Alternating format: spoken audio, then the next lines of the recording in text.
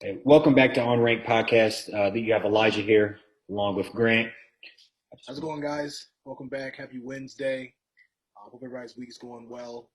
Um, we're going to talk about today. As obviously everybody knows, the Malice in the Palace documentary dropped. So we definitely want to talk about our reaction around that, what our thoughts were. Also talk about Cade Cunningham in the summer league.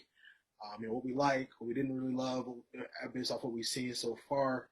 And then we'll also be football season's around the corner. It actually kind of stuck up on us, so definitely start talking about a little bit of NFL with a focus on some of the QB battles happening across the league right now. So Yeah. And I would say, as you said, the Malice at the Palace documentary dropped yesterday on August 10th. A Netflix documentary. It was announced that Jermaine O'Neal was one of the executive producers or one of the players heavily involved in the incident that happened. So I think overall I thought it was a pretty solid documentary. I do like a lot of the behind the scenes that we got to see. Some of the information that I didn't know was, Ben Wallace recently had lost a brother before that. That Steven Jackson had just got traded there at the start of that season, and just some of the struggles that Jermaine O'Neal had at his previous stops. I think it was in Portland. yeah, Some of the things that I didn't even had kind of either slipped my mind that he played there or didn't know at all. So I think overall thought it was some great information, a lot of good behind the scenes, interview security.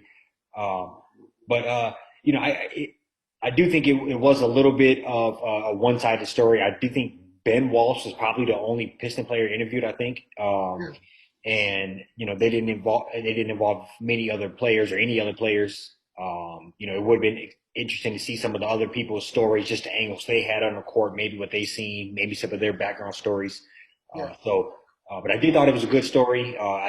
Especially close to home, being my favorite team, being I literally live 5 miles from there now, so it's kind of just exciting and interesting. But what's your thoughts on it?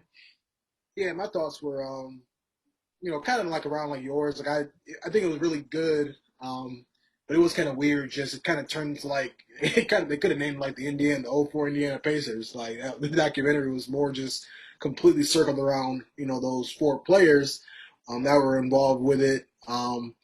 But yeah, I definitely would have loved to see maybe talk to like Rashid or Chauncey or Rip. Obviously you look back at some of the film and stuff. They kind of found their way out of there rather quickly after things started like happening. But it would have definitely I would have loved to like hear from Chauncey being on the court and just kind of like watching it from like his lens, or Rashid kind of found his way in the thick of things.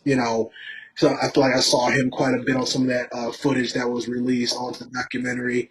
He seemed to be in the thick of things a lot more than people probably like knew or realized back then. Good to kind of hear from him. And yeah, I mean, I think it was kind of it was interesting because I didn't know like the repercussions that some of those Pacers players ran into as far as just had like charges pressed against them in court. And then just I didn't know that was wrong at the time. And David Stern decided to like change the whole wardrobe, or like the dress code for going to games. And in my mind, I'm like, why? It has literally nothing to do with what transpired that night. But um, I thought that was pretty interesting. And then yeah, I mean, it's kind of even talking to some of the fans, like the guy, I remember his name, but the guy that came onto the court and like squared up with Ron Artest, he gets clocked by him, gets clocked by Jermaine O'Neal, and then all of a sudden he's trying to find a way to, sue and get money, and then they have him getting carried off on a stretcher in a neck brace in like one of the cutscenes, and I'm just like, That's pretty ridiculous. yeah, it's like, my man's just trying to find a way. Season ticket holder, I think one of the guys that was at the Palace, like the CEO or something, or one of the higher ups, like ticket operations, was like, "Yeah, we got guys from that was pretty much his last game at the Palace." After that, he was already kind of working his way out, but it told a different story. Obviously, back then we were 11, 12 years old, so we didn't really hear much about it after it happened. It didn't have as much media coverage as it would have had today. But all in all, it was a solid documentary. Yeah, and I would say you touched on something I don't want to brush over, and that is the how the NBA reacted to this happening, and in what language they allowed to. I'm not. When I was watching it, I kind of got a foul taste from just them keep saying the hip hop generation has infected the NBA, and they dress like hip hop heads and all this, And to me, that was all the hip hop, all they were use that word in excuse in replace of trying to say black or trying to say ghetto or trying to say something like that. And I feel like that was just their excuse and very easy way to brush over it. And for suburban America to easily digest, oh, they're just hip hop kids and they want to be like the rappers. And I think that was I thought that was a very subtle but not so subtle thing that was just in '04. That was 17 years ago, but also not that long ago. And some of that language I think would definitely not be allowed now. The word thug was thrown out a lot. They refer to all the players as thugs and hoodlums and words that have racist and derogatory, kind of baggage with them. Yeah, yeah. You use those words for a certain reason. That's because that whistles to people for what you really want to say. And I would say that was kind of disgusting to see that was only 17 years ago, and just how those words were thrown around so loosely, and how it is hip hop is embraced by the NBA, and they're playing hip hop's and rap music in and out of all the breaks and commercials and throughout the stadiums Hip and hop has made the NBA. exactly, yep. Huge impact on the NBA. Yeah, like it was just funky to me because Stern, like, oh yeah, like we're gonna come to dress code and all this other type of stuff. Is like, whatever transpired that night, that had absolutely nothing to do with how players were dressed. Dressed to go to a game, and I feel like hearing that he's almost just trying to like put all the NBA players in a box. Or trying to like find a way to control them by saying that the music they listen to and the way they dress, how they carry themselves is why all that happened.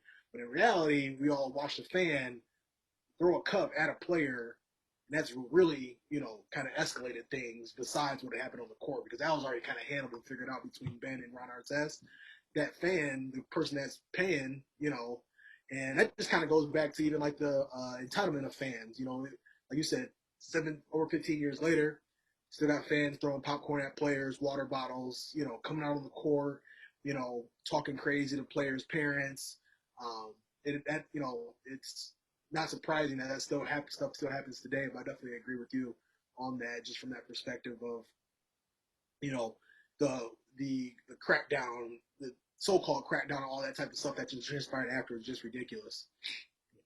Yeah, no, I would say it definitely was it was bad, and then and you hip hop it has made the NBA. I think that is a true statement for you. When you consider how the NFL has taken a couple steps back, see that their stance on kneeling or the flag and how they treated Kaepernick compared to how the NBA has treated that has gravitated people toward the NBA thinking that they do care, that they are more inclusive, that they have a welcoming arm and are more understanding, and uh, that is they're banking on that being true. And Yeah, just 17 years ago, they had a completely different thought on that. So I think that this documentary definitely shines some light on this and I would definitely love to see more. I think there needs to be an entire documentary maybe done on the dress code, and why they thought that was effective, and who and where that idea came from, and maybe we need to look into that more yeah, and how and why that was enforced. So yeah, I yeah, think that is another thing that kind of made me think this documentary. So overall, Mouse at the Palace documentary was a great sports show, great sports documentary, and we need more uh, behind the scenes like behind that. the scenes as told by players, Yeah, maybe not as told by the league. So maybe yeah, we need Allen Iverson, why the NBA decided to make the dress code because he was kind of the poster boy for that, and we could have his story on this, and so yeah, yeah. I agree with that for sure. And I just think one thing I would change about that documentary, you got to have Tayshaun Prince on Reggie Miller Block in there. Like, yeah, no, yeah, um, that goes back to them. They were telling their story, yeah, they were telling. if You know, I if you let them tell if that fight never happened, they got a three-peat in their hands. So right, I think they yeah. that's their story. Indiana, you could have swore Indiana Pacers fans. I mean, they felt like they should have won 4 championships apparently back then. And but yeah, I would have loved to have at least seen them. You know, at least see people, have people see like what basically was essentially the nail in the coffin on that so-called title run they're about to go on. Yeah, no, I agree. I mean, I thought it was crazy. They thought it was like a November 17th game, and they thought that we were single-handedly beating the champs, and they were hyping it up a little bit. The season, 7 games in. Yeah, we were 5-2, rolling over the NBA. Yeah, Yeah, no, but I agree. right, these guys are still dusting their rings off, and Facts. they're still celebrating. So, yeah, no, I agree though. Good documentary. A lot of things that were uncovered in there that we hope to definitely start to see or hear more of. I think that'd be pretty cool to just understand more of like things around the dress code and how hip hop has had quite an influence on the NBA. And but that was a good little taste. You know what I'm saying? Just like I feel especially with the Malice in the Palace, it was something that just kind of happened. And the time it happened, it was just a while ago where social media wasn't the thing. So it kind of Mhm. just went away, essentially. But it'd be kind of cool to, it was kind of cool to have more of a behind the scenes look on that. But yeah, what we want to transition to next, as far as we're going to kind of keep it with Detroit Pistons. We're going to talk about the newly acquired #1 pick, Cade Cunningham. He's played a couple summer league games up to this point. Um, I think he had 12 points first game, they lost. 20 points second game, they lost. Um, I will say, I think overall, just like my take on him is I like his leadership. I feel like he's very vocal, not scared to defend. I think he does a lot of different things very well. On ball defense, passing, rebounding, getting to the cup, shooting the three ball. I guess I didn't really realize how, obviously, we all know he's #1 pick for a reason, but I didn't realize myself how put together he is. Um, but I am glad. One knock I had on him after the first game, I feel like he wasn't aggressive enough. I feel like if he was a little more aggressive, they probably would have won that game. Yeah. I think the second game, I think Houston just had a better team. They had 3 first-round picks on their team. I think they were able to kind of just take control of that game. Pistons also kind of, I mean, it's obviously the summer league. They also have a couple guys down that aren't playing that, would definitely have made a difference. But yeah, I mean, I think I like what I saw. I think he's going to fit in really well. I think him and Killian are playing pretty well together. And obviously, though, it's only July, or excuse me, August, and they'll get things figured out when the season comes, how they want to play those guys together. But I just want to see what your thoughts were on Cade in his first couple games. Yeah, I actually really like what I see. I do agree. Maybe could have been a little more aggressive in the first game. He's not shooting the greatest percentage either. Those would be the only two knocks I have on him. Uh, but I would say game does look pretty polished. Him coming down without hesitating a step, without breaking stride, pulling threes from a couple feet behind 3-point line with confidence. Uh, him doing that, just solid defending, uh, opening up the floor, getting other people involved. Had a handful of assists, and just overall very polished offensive game. I seen him get to the basket, nice spin move, right, get into the lane. You know, that for a 6'8" guy that's only 19 years old, I would say that's very promising, and that makes me feel very good about what we do have as far as a talent and a young man that looks like he wants to come in and put in the work. And so I have nothing but praise. I do think the Jalen Green kid is good. I like the 1-2 battle between the two of them. I think that generally speaking, I think the great players in drafts do have another guy that's also pretty great tied to them that they're always kind of battling with. Um, if you think LeBron and D Wade and Melo, if you think way back to Jordan and Elijah Wan and the people that are just very solid other solid players that came in your draft, you're all kind of tied and linked to them, and you can have that duo throughout your career. It happens in football as well with quarterbacks. Um, so I think if they can kind of keep that rivalry going, and ride that into this coming up year, and maybe have a good battle for rookie of the year. That'd be good for both players to kind of keep pushing them and striving for it. But I think we're looking pretty good. I think Killian and him looks very good together. He looks Killian looks a little more poised and less rushed than I would say I seen him look even at towards the end of last season once he came back after injury. So I think it's a good day to be a Piston fan. He's pure pass first. I'm glad that he's working on his game to make himself like a formidable 3-point shooter. You know what I'm saying? Like a formidable scorer. And I just like the Cade fit.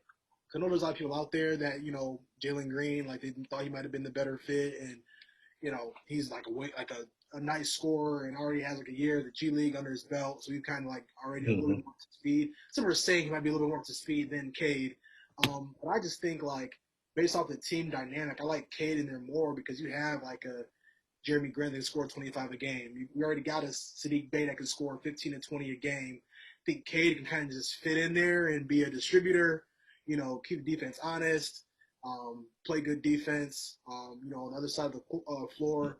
And I think he's just going to have his hands in different pots.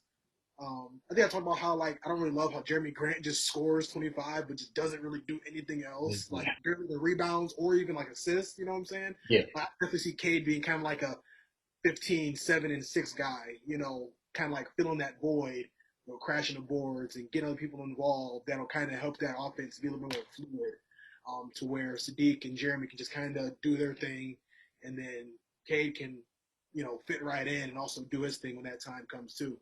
I I definitely we talked about it a little bit. I definitely had some doubts and thought that Jalen Green. I do think they're both going to be great players. Like I think both are going to have phenomenal careers. Yep. I think at this current moment, I would have to say Jalen Green is probably a better pure scorer, Yep.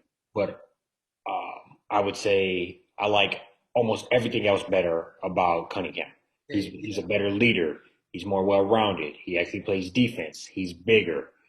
And It's a better situation too. yeah, and also just because he has had a year of experience, that might get him a little more catapulted early on.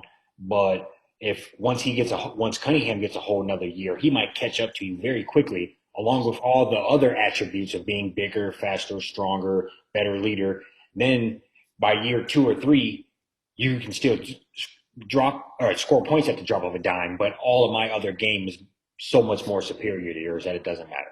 Mm-hmm. So that's kind of how I imagine that playing out. But Yeah, both and I great think players. I mean, yeah, absolutely, both great players. I didn't like Jalen Green. I mean, that was I've only seen him like really play live like twice. Like I didn't really see him play in the G League or anything like that. I saw highlights, but Yeah, just the highlights. yeah, I think one thing too, people have to keep in mind is like that Houston Rockets team, like they just got a lot of guards and the situation. Like he looks good, you know what I mean? It's be kind of interesting to see how that situation unfolds, to where I think, like I said earlier, Cage is kind of like he's a puzzle piece, and he's just like, Mm-hmm. you know, Jalen Green might be more of like a square peg. I kind of put that into like like a triangle like hole. You know what I mean? Like I don't it. Their team is just a lot worse off than the Pistons are, which is why I think that. I'm optimistic. Obviously, they both have great careers, but some Yeah, people are trying to say that Jalen's gonna be better and things along those lines. I think both of them are, right where they. I like Cade, right where he's at with us. I think I prefer him for sure more over Jalen Green. I agree, and I can't think of the guy's name right now, but the Houston Rockets drafted that kid out of Turkey. He's pretty damn legit too. Number with the 15th pick, I think. Yeah, Uh, that and they kid's got gonna be good. yeah, and they got the guy Josh Christopher. He's supposed to go to Michigan. Yep, him too. Got him at like 21. They might even drafted one more guy. They Uh, drafted some dude. He won. I'm trying to find his name on right now, but I can't. But he won. He's 18 and he won the Turkey League MVP. They drafted him with like the 15 or 17 pick. yeah, that's crazy. Um, yeah, so I think overall they got a couple good pieces as well. But Yeah, yeah, I agree. And yeah, and I would say just to kind of slide into the NFL. We're right in the middle of football season here. Every time I drive past my local high school here, kids are out there playing, getting man. ready for the season, out there doing 7-on-7 type shit. So Yeah. it's right. It's going to be here quicker than we think. It's already a couple preseason games. I think one preseason game maybe has already happened. So, Mm-hmm. I think we're number one player. People always talk about number one position. People always talk about would be the quarterback. So, talk about a couple of the positions, a couple of teams that are still fighting for that starting position. I think we're going to start out with Cam. I know both of us love Cam. Been rooting for him since the Auburn days. Yeah, I know he's kind of in a battle right now with Mac Jones, recent Alabama drafted quarterback. So you kind of actually already shaking your head on that, but kind of your general thoughts yeah, on that battle, or if you even think there is a battle, if that's just something that ESPN's using to fill up airspace. yeah. And I think it's definitely something that ESPN is using to fill up airspace. I think a lot of people are kind of forgetting. Like last year, Cam, he ended up getting COVID. First of all, we'll just start. He didn't sign until July with Mm-hmm. the Patriots. Didn't get training camp. Like how usually, I don't know, a lot of teams actually didn't get training camp, but they also at least kind of understood what offense they're going to run because ended up signing earlier with their team or were drafted earlier with their team. So it's already behind the eight ball in that regard. Came out. I feel like he started 2-1, almost started off 3-0. If he didn't get stopped at the goal line against the Seahawks on a Sunday night, then he got COVID. So he had to miss 2 weeks, and on top of like not understanding the playbook fully, having COVID, so not even really being able to practice with the team. He did have a little bit of a rough start, or like a rough rest of the season. But I just hate how people are saying like, oh well, like we just think he's washed up, he's not good anymore. Like under no circumstance do I think like Mac Jones is better than him, nor do I think Mac Jones should get the nod over him. I think I can't even tell you really. Besides like Jalen Hurts and Tua, and the jury's still out on those two. They're just getting into the league and having some success, but um, I don't really see why. I don't really see Mac Jones like panning out as much people think he will. So I definitely think Cam should be the starter and he shouldn't be pulled from being a starter unless they're 8 weeks into the season and he's just not showing up. So I just hope that he's going to be healthy. That was his biggest thing the last 4 or 5 years. Playing hurt, shoulder injury, foot injury. He takes a lot of shots. Got to definitely be smart about how he runs the ball when he's carrying the ball. I think he should be the starter. Like no questions asked. What do you think? No, I agree. No questions asked. I'm still not even sure why the Patriots drafted the kid, but I would say no questions asked. He should be the starter. Uh, I second everything you said as far as the training camp and the injuries and not knowing the playbook and with COVID. And on top of all of that, he was out there with nobody. Yeah, They were out there with no name receivers, no name tight ends on a shortened, playbook year. So I just think that was not a sample size that you can look into and say, okay, well that's going to happen again. So I would say you look into this coming up year. He's a former MVP, went to the Super Bowl. He's going to come and come back ready to play this year. And they got a couple weapons as far as tight end, big name, explosive tight ends. Another year of the playbook under his belt. I can't see why it would look bad. And if you look at the starting quarterbacks in throughout the league or throughout their division, he will be the best quarterback. You can't say without a doubt that what Mac Jones will look like. If you roll him out there, you could be the worst quarterback in your league. At least you know what you're getting with Cam. The yeah. consistency, you're going to give you a shot to win every week and let the other kid sit on the bench and maybe in a year he'll be worth the 15th pick. But if you roll him out here now, you're going to regret that. So Yeah, I I agree. think. Yeah, I think I got the Patriots. I mean, people forget too. Like we had a lot of guys opt out last year. Like a lot of the key Yeah, defenders, I O forgot about that. line, receivers. I mean, so they're getting a lot of firepower back. They're actually my favorite, dark horse favorite to win. I know Buffalo. Josh Allen's got paid. They had a great season last year. Everybody's really high on them. I just kind of really seeing the Patriots getting back to the Patriot way, quote unquote. And I actually have them as like a dark horse to win the division. So we're gonna go a little south now. Um, Jamison Taysom. Um, I know this is one that you big on. I know you're a big Jameis guy. I like Jameis as well. And this is the one I think is probably the most puzzling to me as to why there's even a competition. I wouldn't say puzzling. Obviously, Taysom Hill did his thing when Drew Brees was out. Um, but there's a couple things that weren't there last year that or that were there last year that won't be here this year. that'll make Taysom kind of struggle if they do decide to go his way. But I think that they should just go Jameis, pure quarterback. Great arm, can make all the throws. But I just want to see like what your thoughts were on that battle. Yeah, no, I think this is actually pretty funny that this is even if this scenario was turned around, we wouldn't be having a debate of whether if Jameis was as bad as passing as Taysom Hill, we wouldn't be having this conversation. Um, uh, and that's without a doubt. So it's pretty left whether we're even having this conversation. He Taysom Hill is a like a gadget quarterback guy. One of them Pat White wildcat type quarterbacks that they were trying to roll out a couple 10 years ago. Um, that's what he is, and he's found a way to somehow make starting quarterback money off of that. And so that's probably why they're even entertaining it because they have to justify why they're giving him 16 mil. 16 million a year to be a wildcat quarterback. So I would say that that's probably the only reason why they're really doing this. Right. But I would say when you look at last year, I think they won a couple games with him starting, running a very limited playbook, one that would not work, one that they would not let other quarterbacks run.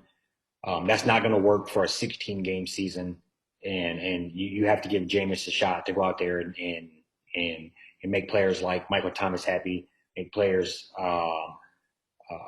make the offense just more explosive. Yeah. Even last year, even as good as Drew Brees was and is throughout his career, his arm was just not the same last year. So that was kind of screwing up the entire offense. That was messing up Alvin Kamara. He couldn't get loose like he was used to because the safety was creeping up, and you know, which I just kind of messed up the whole flow of the entire offense. So I think you put James back out there, one of the biggest arms in the NFL, and he could just push that ball down the field, open the field back up in general. That's how the Saints get back to winning and competing for a championship, which I think they would do if they stop playing games and put Jameis in right away. Yeah, and I think Alvin Kamara, like this decision should be solely based on like him and his success because we know how good of a player he is. I don't think he's as good with Taysom Hill as a starter as it would be with Jameis Nope. Winston as a starter because you throw Taysom Hill out there, he's going to load the box and have make Taysom Hill throw. So where you got Jameis out there, like he can either he going to throw it, he can run a little bit, dip it off to Alvin Kamara. You keep the defense more honest, and I definitely think if Michael Thomas is not going to be available for at least the first 5 or 6 weeks of the season, like gotta give Taysom Hill somebody to at least throw to. You know what I mean? Like, they don't really have much of a passing attack or like receivers, at least that I know of. I don't think they have like really any other big names, any other guys that are going to be coming in and make like a huge contribution. Somebody has to step up because Michael Thomas is out. But Yeah. yeah, I mean, I agree with you. I don't. It's crazy that this is even a conversation. So we're definitely aligned on that one as well. Yeah. Um, And then and I'm not sure if you have any other ones you want to kind of touch on. touch on Denver. I mean, you know, I think Teddy Bridgewater's just had that spot.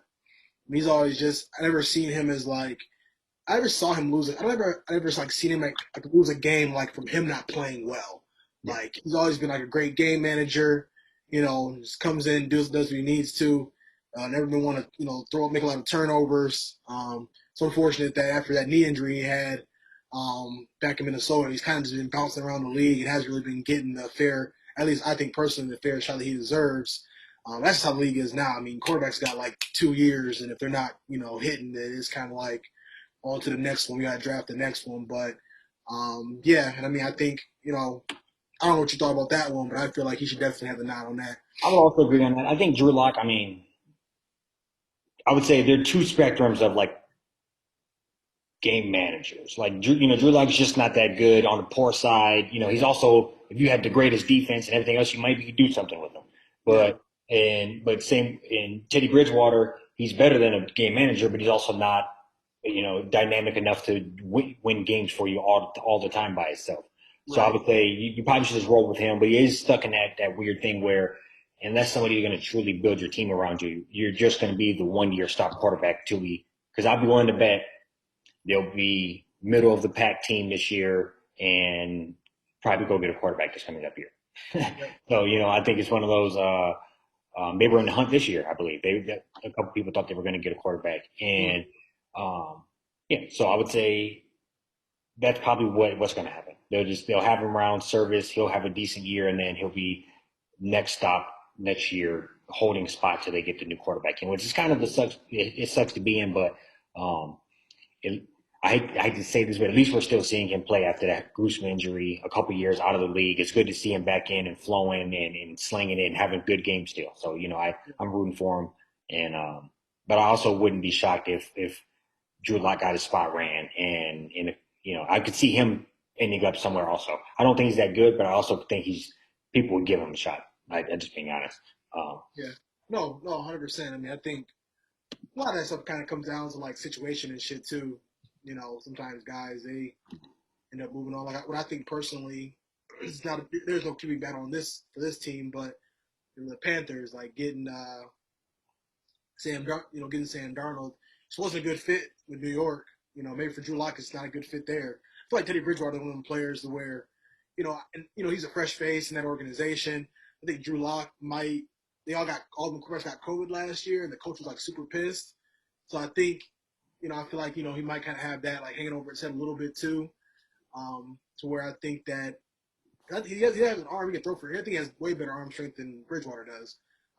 But I think maybe down the road, we won't work out for him there. Maybe he can find another home somewhere else. But I do think that Teddy probably has a slight lead, at least, based off what we know on the two quarterbacks.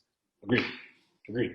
And I just kind of thought of this. So I'm shooting from the hip here, but I know you thought the Jets shouldn't have pushed out Sam Darnold, and they probably should have rolled with him. And Yeah. I do think you have a valid point. I would say I was maybe even a little harder on him than I should have been. And watching that, but let me ask you this: do you think he's going to have a better year, or the boy that they drafted, Zach Wilson? If you had just this upcoming year, um, Oh, I think you think it? I think Sam Darnold got a chance to be like comeback player of the year, like most improved. Um, Way better situation. You got like a top three running back in the backfield, solid receivers, solid O line. They just signed like two O linemen for like new deals, if I'm not mistaken. Defense is decent, and that division, not the division could very well just be like the Saints running, or excuse me, the Bucks running away with everything, and it's kind of like between the other three, Panthers, the Falcons, and the Saints, to like who will really. Because I don't see the Yeah, Falcons really being that good this year. I don't see the Saints really being much. So I feel like the Panthers could sneak in, get 10-7, 11-6, steal a couple games they weren't really supposed to win. I definitely see Sam Darnold having a real good season. I just don't like Zach Wilson. no, He's I just agree with you on that. I agree with you on that. And his own coach is kind of shit now. I'm saying it's going to get worse before it gets better. he don't love hearing that. Like as a rookie, he got his money and everything, which is gonna be great. But I don't. I still just baffled. I think I'll be honest. I hate to say this. I think I'm gonna have a lot of fun watching him struggle this year. I always, Yeah. always kind of like Baker let me down last year. He ended up stepping up, so I couldn't watch him struggle that much. So, Yeah. uh, Yeah. No, I agree, and I just like it's there's just nothing funnier than when you put a game on, you see Baker Mayfield 3 of 14, 2 picks. That's what I plan on seeing from Zach Wilson coming up here. oh yeah. I mean, I think like I can't name the receivers. I think I got one receiver that Titus Davis went to Western. He's Yeah, solid. yeah. Defense is non-existent. I mean, they had like Sam Darnold was literally out there by himself. Most of the time when he was there. And I don't like Zach Wilson played at BYU. Like he couldn't even beat top competition in college. Yeah. You know, BYU? Yeah, no, I agree. Yeah. like what makes you think that he gonna come into the one of the biggest like sports cities of all in the country and just knock it out of the park. Like it just doesn't even. Anybody, I'd be shocked if he is even playing for them in the next like 3 to 5 years. No, he won't be. Shout out to you guys guarantee money though, so Yeah. you go to Utah, go to Utah and sell insurance. He will. Big facts. But yeah, man. I think that's all we got here. We're gonna we'll dive in coming up soon. Maybe a little. We're gonna have a little topic about Stafford coming up. Maybe Yeah, a couple more just heavy football topics. Obviously, we're in the thick of things here as far as yeah, football goes, and maybe we'll even dust it off and have get the heart to try to hype up Michigan this year for football. Yeah, And we're gonna have our first guest on as well next yeah, episode. yep, So yep, coming up next week. So we'll get one in the books next week, and that'll be out the back half in about maybe 7, 8, 9 days. Good deal. yeah, all right. The next time, guys. Peace out.